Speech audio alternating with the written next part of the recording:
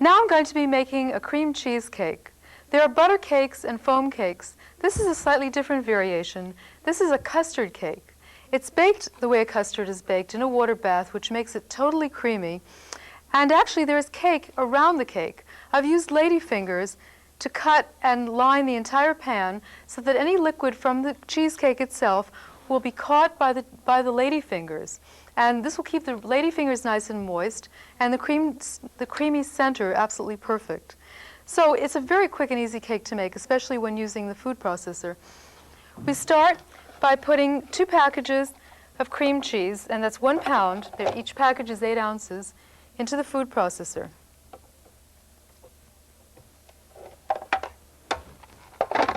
And then I'm going to run the motor just to soften it a little,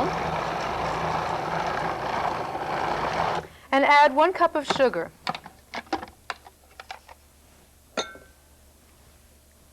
The sugar and the cream cheese will be blended together in the processor for just a few seconds until it's very airy. And as soon as it looks nice and creamy, we can start adding the other ingredients, just pouring it right in the feed tube. The 3 tablespoons of freshly squeezed lemon juice, 1½ teaspoons of vanilla extract, 1/4 teaspoon of salt, and now the 3 eggs. And as soon as it's completely smooth, no need to even scrape the sides, I'm going to stop the motor and add the sour cream. And this is 3 cups of sour cream. And this is the secret of what makes this cake so absolutely luscious. Now I'll stir down the sides before adding the sour cream.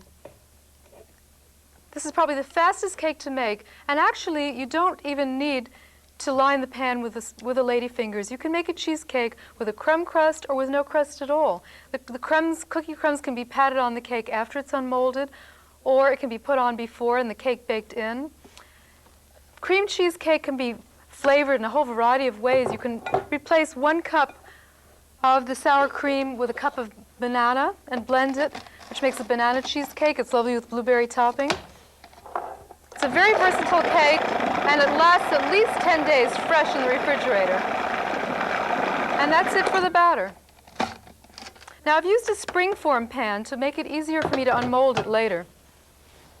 But when you use a springform or a loose bottom pan, and you use a water bath, you have to wrap it with foil to make sure that the water doesn't leak in and get the sponge and the cream cheese wet.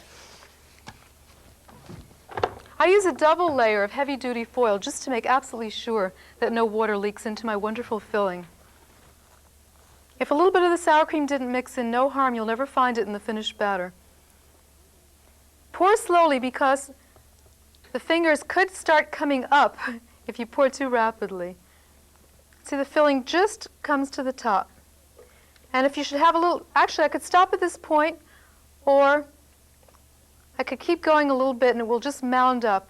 Even if it were to come over the top of the lady fingers, it would still be attractive.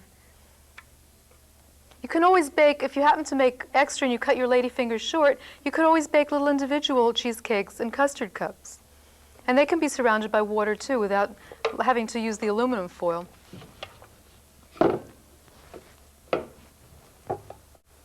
I'm going to pour some hot tap water into the pan about 1 inch. This is really coddling it, just like a custard. And this is going to be baked in a 350-degree oven for 50 minutes. There's no test for doneness here. And the reason is that after it's baked for 50 minutes, you turn the oven off and you just leave it in for an hour. And the residual heat of the oven will make your cheesecake absolutely perfectly creamy, never underbaked, never overbaked. When you take it out of the oven, it will still shimmy when you move it a bit. Now here I have a cheesecake that has been baked and it's also been chilled, because you can never unmold a creamy cheesecake like this without first chilling it in the refrigerator at least 4 hours, preferably overnight. Now remember that a springform pan is fine to use. In that case, you'd release the clasp on the side. But here I've used a loose bottom pan, and you'll see what I mean just as soon as I unmold it. Just to be sure, even though I greased the sides of the pan or sprayed a little nonstick vegetable shortening, I'm going to use the old spatula technique of pressing the spatula against the sides of the pan and making sure that the cake will come off.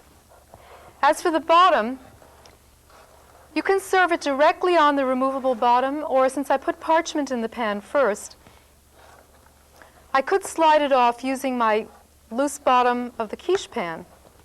It's usually easier just to leave it on. In order to get the parchment to stick, I first grease the pan with a vegetable shortening. And then I can put the ladyfingers on and they'll adhere slightly. So I'm using any kind of canister smaller than the bottom of this pan. And I'm just going to press down the sides, and it will come directly away from the sides of the pan. Actually, I have a much more attractive side on the other side, but you can always use a bit of ribbon.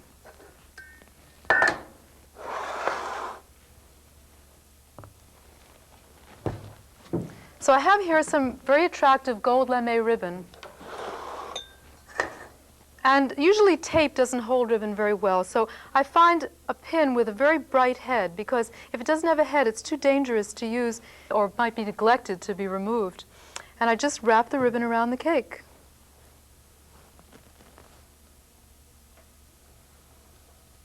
And secure it with a pin. And then of course, when serving time comes, you have to remove the ribbon before you cut the cake.